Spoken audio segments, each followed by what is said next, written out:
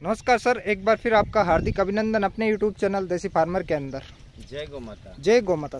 Sir मेरे को पता नहीं, मैं आपके सामने आते ही, इन गौ माताओं में आते ही एक पॉजिटिव एनर्जी मेरे अंदर भी आ जाती है। सकारात्मक ऊर्जा जो होती है इंसान के अंदर, वो मेरे अंदर भी आ जाती है। आपका पता नहीं इतना पॉजिटिव एटीट्यूड है कि लाइफ के अंदर कि हर इंसान को आपसे मिलना चाहिए, जितने भी है सर।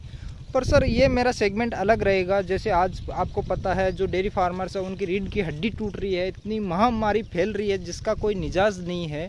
तो मैंने सोचा कि मैं एक आपसे पर्सनली मुलाकात करूं, एक छोटा सा वीडियो बनाऊं और किसान भाइयों को दिखाऊं कि इसका कैसे निजात पाया जा सकता है देसी जुगाड़ से, देसी नुस्खे से।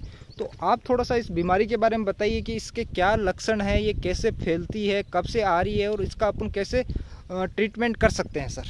ये बीमारी और लक्षण के बारे में तो काफी लोगों ने बताया है। जी सर। यूट्यूब में आज देखो लंपी लंपी लंपी ही चल रहा है। नहीं लंपी सर, सब अलग अलग है। आपकी जो सोच, आपके जो विचार है वो लोग पसंद करेंगे। आपकी अलग ही सोच विचार, आप जो सोचते हो वो धरातल से सोचते हो। लंपी की बीमारी जो मैंने पाया है, लगभग मेरी 100 गायों में से, जी सर, 150 गायों में से 100 को हो गया है लंपी। 100 गायों को हो गया सर? हो गया है जी सर। पर एक भी गौ माता ने खाना नहीं छोड़ा है। जी। इस गाय ने 6-7 दिन खाना नहीं खाया था, पर कल से वो भी खाने लगी है, वो नारियल के पानी से। जी सर। तो कहने का मतलब है मेरा, जब गाय को लंपी होता है तो एक तो शरीर में फोड़े होते हैं। जी सर। वो तो नजर के सामने दिखते हैं, लेकिन वो फोड़े है ना, वो बाहर का है। जी सर। अभी जैसे बाहर फोड़े होते हैं ना, ऐसे अंदर समस्या आती है। जैसे उसको कंटिन्यू 6 या 5 दिन बुखार रहता है। जी सर। 103 डिग्री के ऊपर बुखार रहता है। जी सर। और बुखार रहने के कारण कई गायों को ज्यादा बुखार रहता है तो उसका लीवर डैमेज हो जाता है। तो जो गाय का लीवर डैमेज हो जाता है वो गाय ठीक होना बहुत ना के बराबर है। जी सर। और ऐसा वही गायों को होता है जिसके फिजिकली पार्ट, ओरली पार्ट जो डाउन है, मतलब कमजोर है, इम्यून सिस्टम कमजोर है। इम्यून सिस्टम कमजोर है, सबको नहीं होता। जी सर। तो जो गाय को ये लंपी हुआ है, जी सर, उस गायों को पहले से ही इम्यून सिस्टम बूस्ट करने के लिए जैसे नीम की गिलोई है। जी सर। जैसे गुड़ के पानी में पीपल खिला सकते हो, जैसे कालमेघ का काढ़ा या कालमेघ खिला सकते हो। ठीक उसी प्रकार से उसकी पाचन प्रक्रिया पे भार देना है, जैसे अजवाइन, जी सर, गुड़, जी, काला जीरा, सेंधा नमक, जी सर, ब्लैक नमक, जी, ये सब चीजें आप देते रहो जी। तो गाय की इम्यून पावर जो है, डाइजेस्टिंग पावर बूस्ट फास्ट रहेगी जी। जैसे आप छाछ मिलाओ, छाछ में सोडा बाइकार्बोनेट 50 ग्राम रोज दो, तो उससे पूरा जो अंदर का कल्चर है ना, वो डाइजेस्टिंग में बढ़िया काम करता है। तो डाइजेस्टिंग जिसका अच्छा है और अच्छा खाना मिल रहा है, ऐसा नहीं खाली डाइजेस्टिंग बढ़ाओ, लेकिन जैसे आप ये औषध सारे दे रहे हो ना, तो उसके बाद उसको खाना भी अच्छा देना पड़ेगा, नहीं तो उसको भूख लगेगी लेकिन पौष्टिक आहार नहीं मिलेगा तो पोषण नहीं मिलेगा। जी सर। तो पोषण युक्त आहार देना, भूख बढ़ाना, पाचन शक्ति ठीक रखना, ये फिजिकली और ओरली ट्रीटमेंट हो गई। जी सर। पर उनके साथ आप वायरस को कैसे हल्का कर सके, वायरस को नेस्त नाबूद कैसे कर सकते वायुमंडल के अंदर से, जी सर, उसके लिए आपको अग्निहोत्र यज्ञ करना चाहिए जी। यज्ञ में भी मैंने आगे के वीडियो में बताया, वचा, कुष्ठ, हरड़, जौ, पीली सरसों, गुगल, गाय का घी, नीम की पत्तियां, इन चीजों का यदि आप धुआं करते हो जी सर, तो ये चरक संहिता के देवरप्पा से चिकित्सा, जवर चिकित्सा सूत्रस्थान में इसका वर्णन है। तो इससे जो है वायरस नाश होता है। भले वायरस नाश नहीं होता, मैं मानता हूँ, चलो नाश नहीं हुआ, आप कोई कहता है कि नाश नहीं होता जी सर, परंतु वायरस कमजोर जरूर होता है। हमारी 100 गाय में से एक गाय का भाई डेथ नहीं हुआ है, ये मैं अभिमान नहीं कर रहा हूँ, लेकिन मेरा अनुभव आपसे शेयर कर रहा हूँ जी सर। तो ये कहने का मेरा मतलब है कि वायरस एकदम कमजोर होता है। जैसे ये गाय को हुआ था जी सर, लंपी हुआ था, आपको मैं दिखाता हूँ, इस साइड में शायद होगा जी सर, देखो ये है जी सर।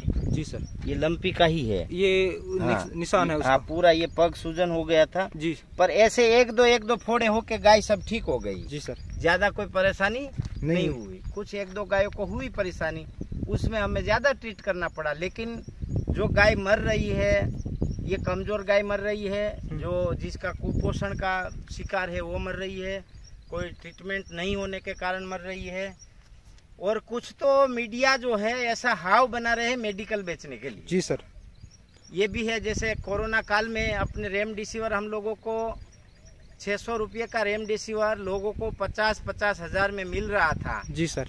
तो मेडिकल माफिया जो है, मैं डॉक्टरों को नहीं कह रहा हूँ, मैं कोई अच्छे लोगों के लिए यह शब्द नहीं यूज कर रहा हूँ। जी सर। लेकिन मेडिकल माफिया जो है वो पैसा कमाने के धंधे में भी लग गया है। जी सर। तो बहुत सारी चीजें हैं, और ये एक प्रकार का ये वायरस जो है, अपने देश में ये वायरस था ही नहीं, तो ना तो इसकी एंटीबायोटिक है कोई किसी के पास, ना ही इसकी वैक्सीन है। बकरियों की वैक्सीन दे रहे हैं, डॉक्टर कह रहे हैं चलती है, तो अपन कहाँ विरोध कर रहे हैं, चलती है, चलाओ, चल रही है। जैसे आपने बताया कि मेडिकल सोर्सेज है वो इनकम करने के लिए ऐसा कर रहे हैं, पर आपने इसका एनालाइज किया होगा सर कि ये वायरस कितने दिनों तक हवा के अंदर स्ट्रॉन्ग रहेगा और कब तक खत्म हो सकता है? जैसे कोरोना वायरस होता है उसका टाइम पीरियड होता है 2 महीने 3 ये वायरस गायों में अलग अलग क्षेत्रों में अलग अलग समय पे चल रहा है। जैसे अभी गुजरात राजस्थान है, जी सर, फिर जगह बदलेगा, पर ये मुझे लगता है इसकी 6-7 महीने 8 महीने की अवधि है।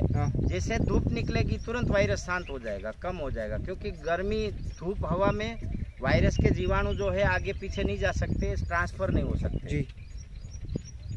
तो आपका यहाँ मैं देख रहा हूँ, आपने बताया 150 में से 100 गाय का आपके पास यहाँ पे ये हुआ, बीमारी हुई, आपने अच्छा खान पीन रखा, शुरू से आपने रखा। पर सर राजस्थान के अंदर मैं देख रहा हूँ काफ़ी महामारी हो रही है, वहाँ गौशाला ही खत्म हो रही है। सपोज कीजिए कि 100 गाय में से ऐसा हो नहीं सकता कि 100 गायों का इम्यून सिस्टम कमज़ोर होगा, पर उसमें से सारी गायें डेथ में जा रही। सर इसका क्या कारण हो सकता है? ये जैसे बीमारी आने के पहले, मतलब गाय की इम्यून सिस्टम जो है, जैसे मैं आपको किसी को बुरा नहीं कहूँगा, लेकिन जैसे खाने में गेहूं की भूस खा रही है, जी सर, ओनली चावल की पेंड खा रही है, तो ऐसी जो चीजें खा रही है गाय सालों से, जी सर, तो उसके अंदर कुछ चीजें कुछ पार्ट जो है ऐसे कमजोर हो गए हैं कि वो कुछ सहन करने के लिए तैयारी नहीं है, उनका हाजमा ऐसा ही बन गया है सर। हाँ, तो इसके कारण ये जो हो रहा है। और दूसरी बात कि अब जहाँ 1 गाय मरती है, 10 गाय मरती है, 15 गाय मरती है, तो वहाँ का माहौल नेगेटिव हो जाता है। जी सर। दूसरी बात ये है कि वहाँ जो गाय मर रही है वो इसीलिए मर रही है कि वहाँ पे जो लंपी के वायरस जीवाणु मजबूत हो गए। जी सर। तो जैसे गाय जैसे जैसे मरती जाएगी ऐसे ऐसे उसका जो है, जी सर, वायरस का प्रकोप मजबूत होता जा रहा है। जी सर। और वायरस में खास करके मैं तो ये कहूँगा कि ये धूपन प्रक्रिया है ना, वो अणु अणु से वायरस को नाश कर देती है। जी सर। वो करना चाहिए सबको, सुबह शाम दोनों टाइम या 3 टाइम, जितना टाइम हो। भी हल्का हल्का नीम की पत्तियों का धुआं करे, कोई दिक्कत नहीं। एक आपने दोबारा मैं ये रिपीट करूँगा कि आपका खान पीन, जैसे आपने बताया गेहूं का भूसा खिलाते हैं, वो खिलाते हैं, इम्यून सिस्टम कमज़ोर हो जाता है।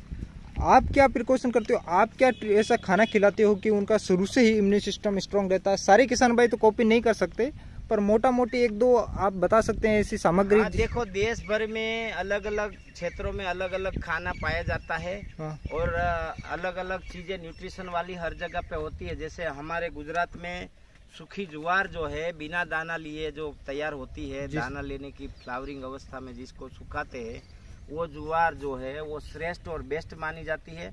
उसके अंदर कैल्शियम भी है, विटामिन भी है, मिनरल्स भी है, जी सर, और ग्लूकोज भी है। जी तो ऐसी चीज़ें बहुत सारी चीज़ें हैं। और मूंगफली का भूस है, गवार का भूस है, ऐसे मूंग का भूस है, उड़द का भूस है, ऐसे बहुत सारे अलग अलग घास है, बरसिम घास है, रजका घास है, ये सब न्यूट्रिशन वाली, जंगल का घास है, ये सब न्यूट्रिशन वाली घास है। और भी हो सकती है जिसको मैं नहीं जानता। ऐसा आपका ये जो आपको जो नॉलेज था वो आपने शेयर कर दिया है। आखिर में इस वीडियो को ख़त्म करते हैं। किसान भाइयों को क्या संदेश दोगे इस महामारी में, कैसे पॉजिटिव रहें, कैसे बचाव कर सकते हैं? सबसे ज़्यादा मैं धूपन प्रक्रिया को मानता हूं, क्योंकि अग्नि का एक स्वरूप है। जो आप उसको दोगे वो कुछ सेकंड के कुछ भागों में उसको वायु में परिवर्तित कर देगा। जी। तो जो आप उसको औषध दे रहे हो, औषध सारे वायु में परिवर्तित हो जाते हैं। तो वायु में जो जीवाणु है, जो विषाणु है, जो वायरस है, वो नाश हो जाता है या तो कमजोर हो जाता है। बस वो इसका श्रेष्ठ इलाज है। और करो आपके खेत में, आपकी गौशाला में, रिजल्ट आसपास में भी आएगा। 1 किलोमीटर के एरिया में, 1 किलोमीटर के एरिया में आएगा। तो ये सब, तो आपका ये संदेश है कि मोटिवेट रहे, हौसला ना खोएं और मेहनत करते रहे। बिल्कुल। और पूरा समाज को भी मैं अपील करूंगा कि सब एक दूसरे की मदद करें, अच्छी अच्छी चीजों की शेयर करें, और सबको अलग अलग चीजों से रिजल्ट मिलता है, सबको स्वीकार करें। जी सर, तहे दिल से आपका शुक्रगुजार हूँ कि सर इतनी शानदार आपने ये जानकारी दी है। और मैं उम्मीद करता हूँ कि जो दूर दराज एरिया में किसान भाई बैठे हैं, जिनको इतनी अवेयरनेस नहीं है इस चीज़ की, तो उनको आपका वीडियो पहुँचेगा और वो इस पे काम करेंगे, अमल करेंगे और उस बीमारी से जल्दी ही निजात पाएंगे सर। इन्हीं शब्दों के साथ इस वीडियो को यहीं ख़त्म करता हूँ। जय गौ माता सर।